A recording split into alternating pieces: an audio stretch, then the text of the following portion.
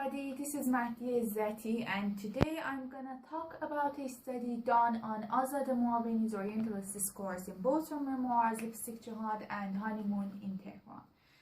Actually, both her memoirs, Azadeh Moaveni's memoirs, as written narratives, have been deemed significant sources for Westerners to gain authentic information about Iran's political and social history. Since Moaveni returned to Iran as a professional journalist who was indoctrinated on ethics of journalism at American universities, her works have been considered as some sort of a meticulous reportage by an objective observer. That said, in this study, the researchers will argue that Moaveni, through her memoirs, has fostered the delusion of offering a full-fledged mirror to Iran's social and political condition, and perceivably her profession has deterred intellectuals from conducting a scrupulous analysis of her reductionist approach in her memoirs.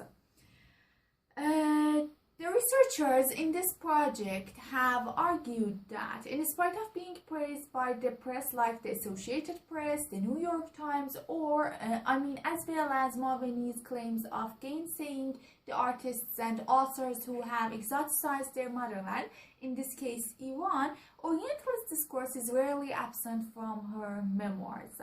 By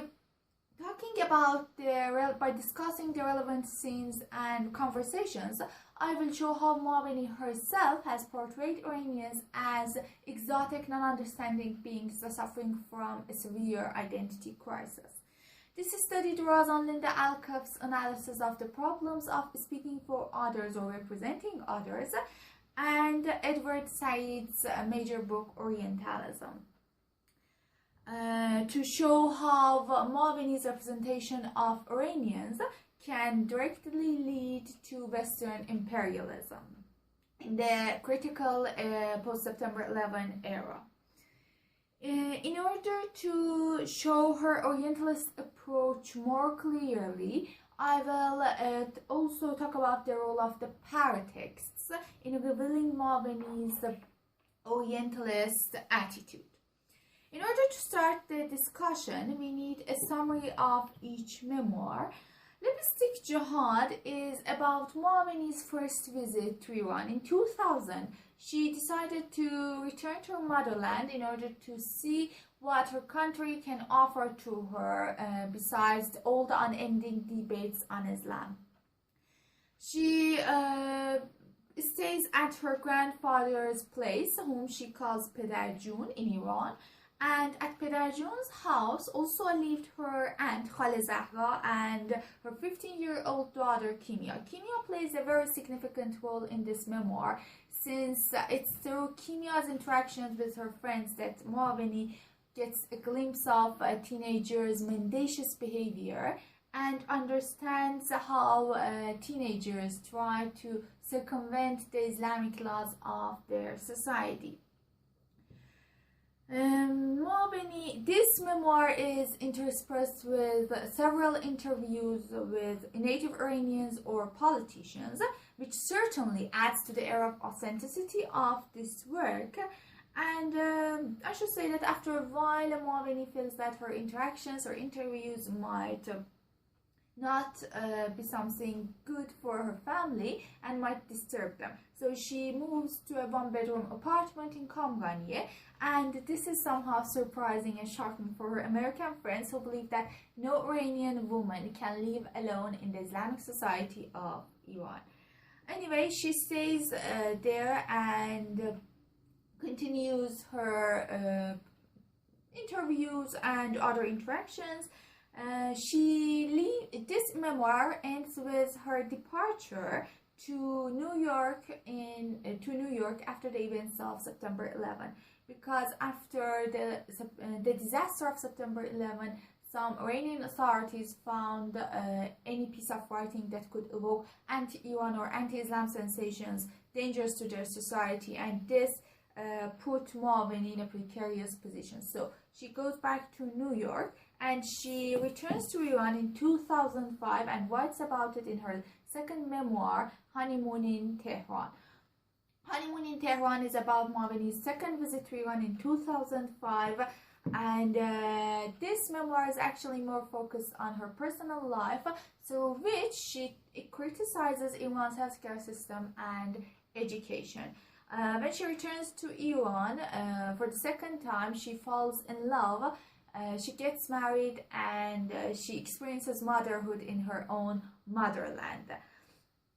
And then this memoir ends with her departure to London when she decides to leave Iran for good, because she believes that Iran isn't a safe and secure place for a journalist who also has some maternal responsibilities, and she believes that in Iran it's almost impossible to bring up a healthy, open-minded child. So she decides to go to London before her son reaches the age to start school. Then, as told beforehand, I will discuss her Orientalist approach in both the level of the paratexts and the texts of the memoirs.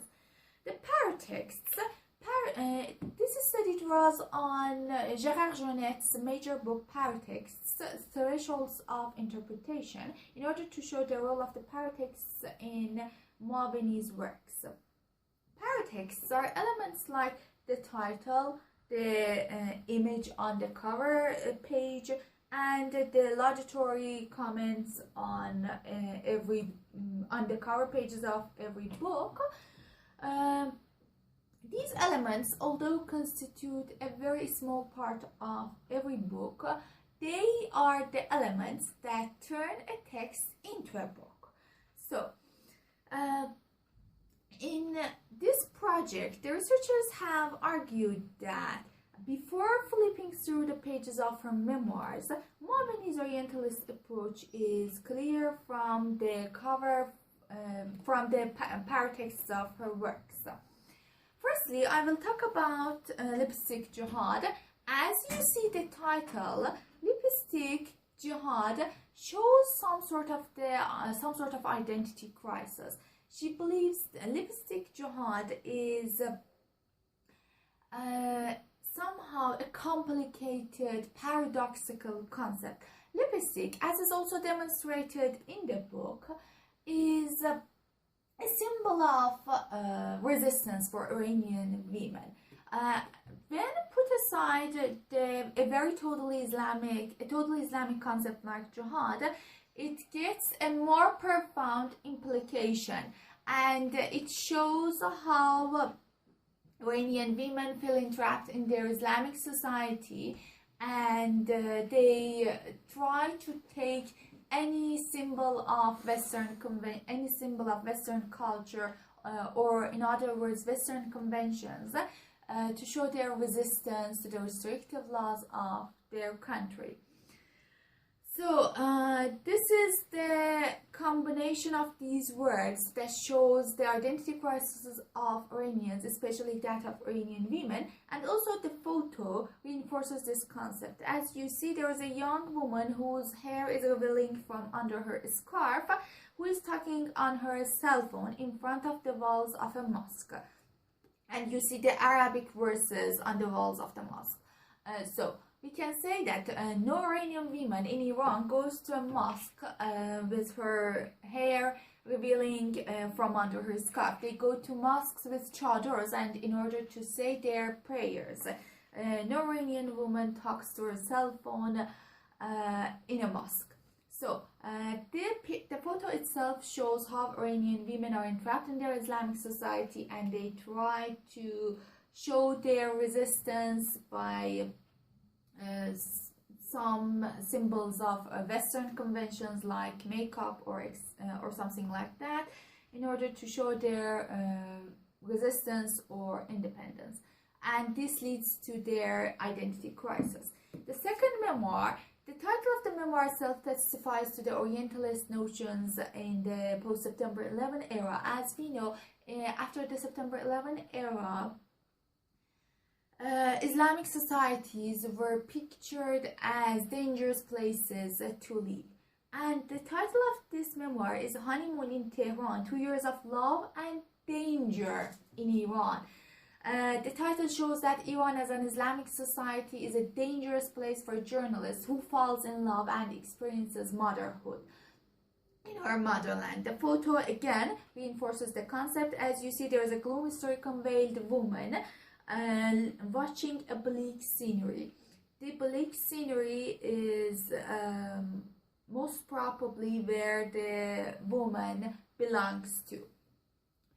And there is no time to talk about the laudatory comments on the books, but all these comments show the objectivity of Moaveni's memoirs and make this book look as some sort of a significant resource for Westerners to gain some authentic information from a native informant, and they will not doubt the truth of these memoirs.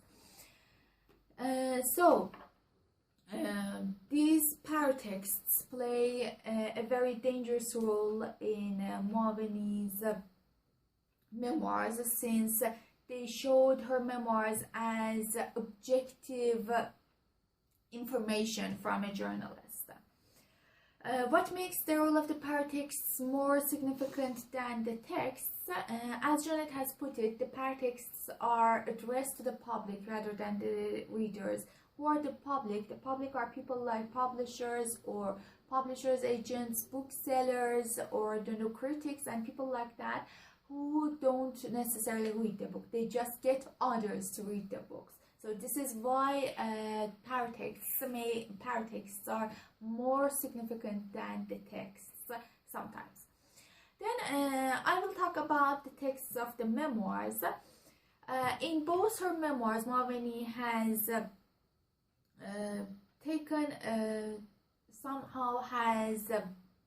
reinforced the Orientalist notions, and actually she has revived the main pillars of Orientalism.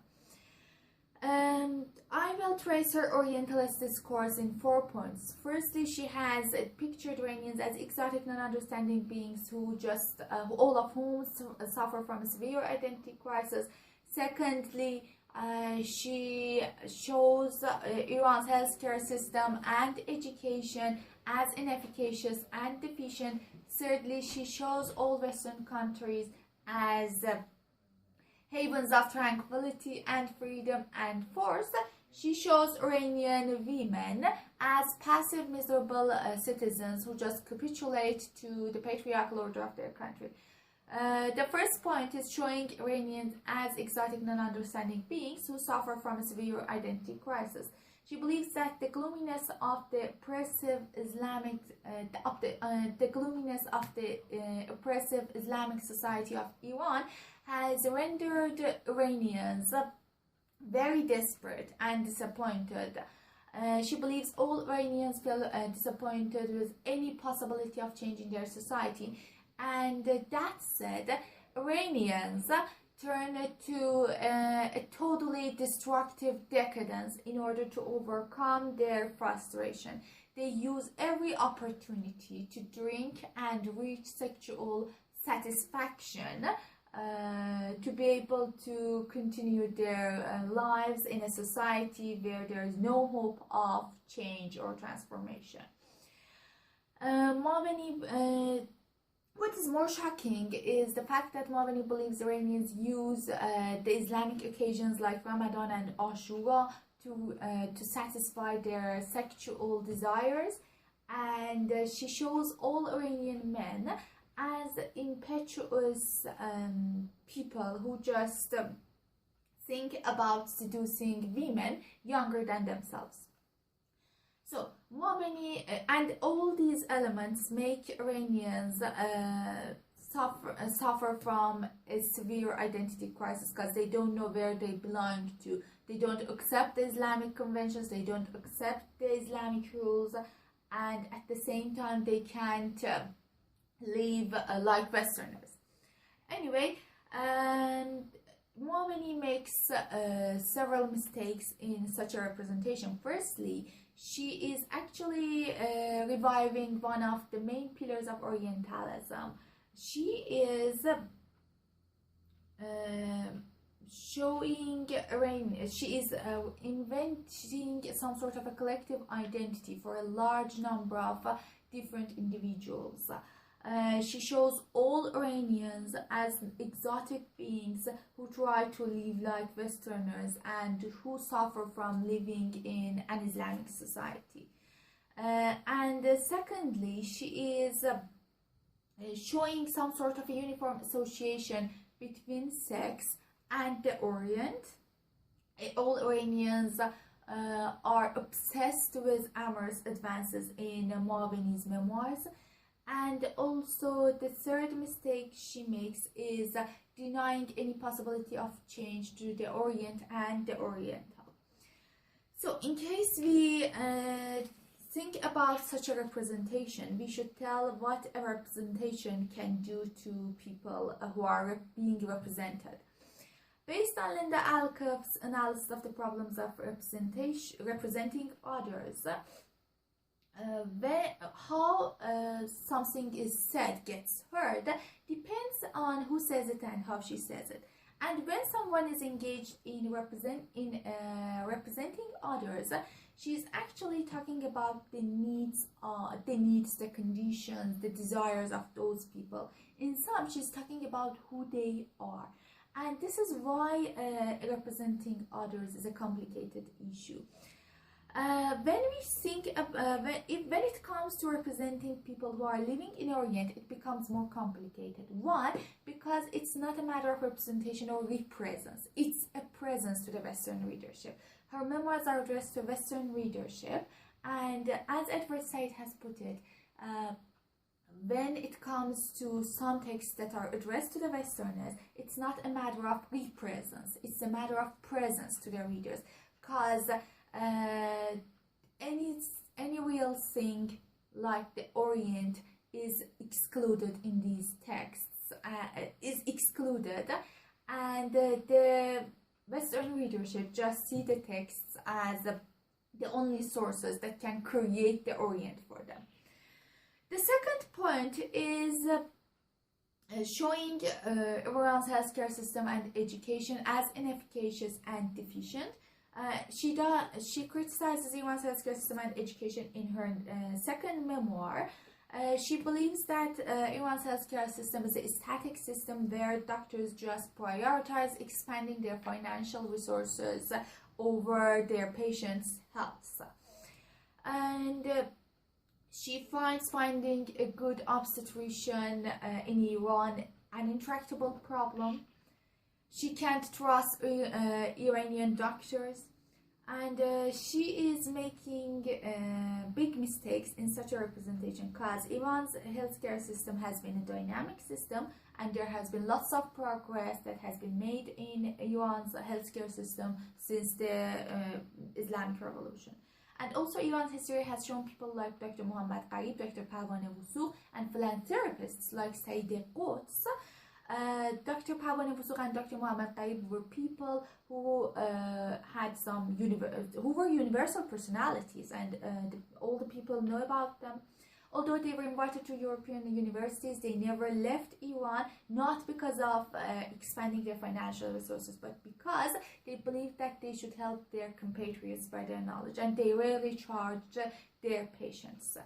So Iran's healthcare system isn't just about money. And Iran's education is shown as a place where children are turned into liars, because teachers always ask their children, their students, about their parents, whether they say their prayers, they drink or not, and children have to lie in order to keep their families safe. So she believes that Iranian schools are not a place to be able to bring up a healthy, open-minded child. That's the reason that she leaves Iran before her son reaches the age to start school. I should say that such a portrayal is totally wrong, and the drastic increase in the number of the students attending schools and universities testifies to it.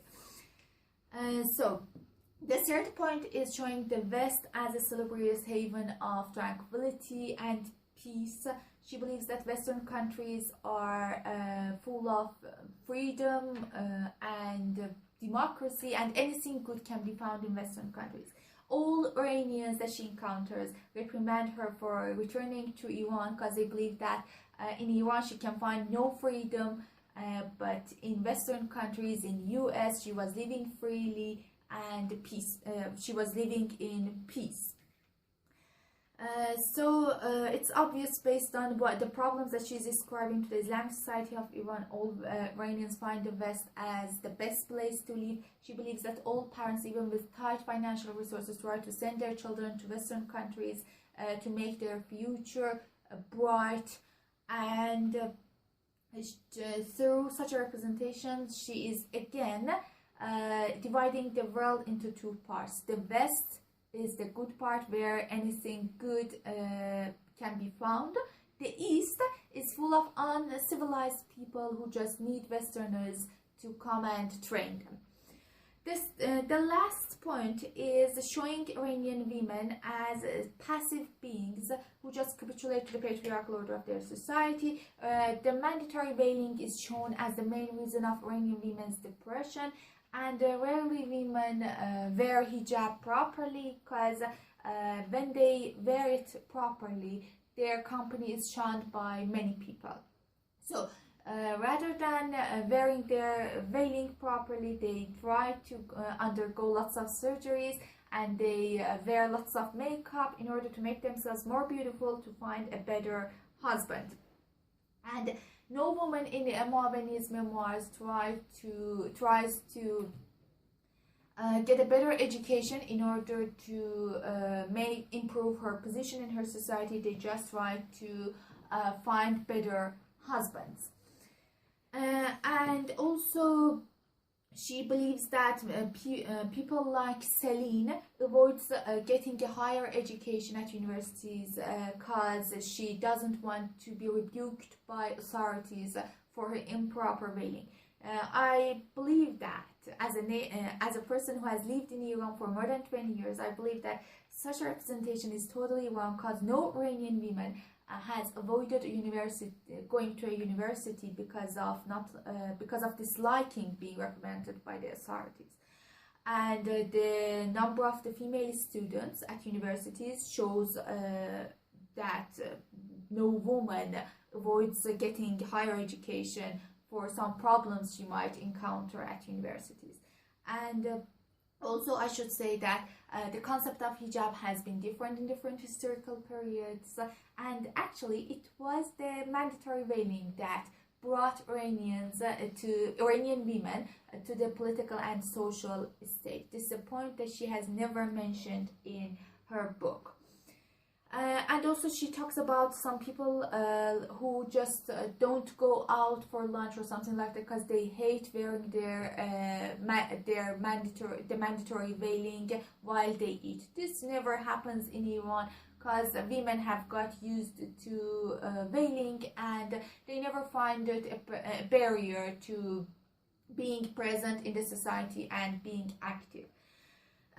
Okay, in order to wrap it up, I should say that in conclusion, Moaveni, based on Linda Alcott's analysis of how the Orientalist discourse is being reproduced, the opposition between the knowing subject and the object of knowledge is the key to reproduce imperialist discourse. And Moaveni, as a native informant, as a professional journalist, has given wrong information to the Western readership in the critical post-September 11 era, when Iran was called a part of the axis of evil and Muslim people were shown as barbarians who are uncivilized people and need some sort of education or training by Westerners. So Moaveni has given the Western readership the information that they needed to confirm their negative ideas about Eastern people, and she has represented not just Iranians but also Muslims and Easterners as uncivilized people who need to be trained. Thank you so very much for your time and attention. Please contact us. Don't hesitate to contact us in case you have any further questions. Thank you so very much.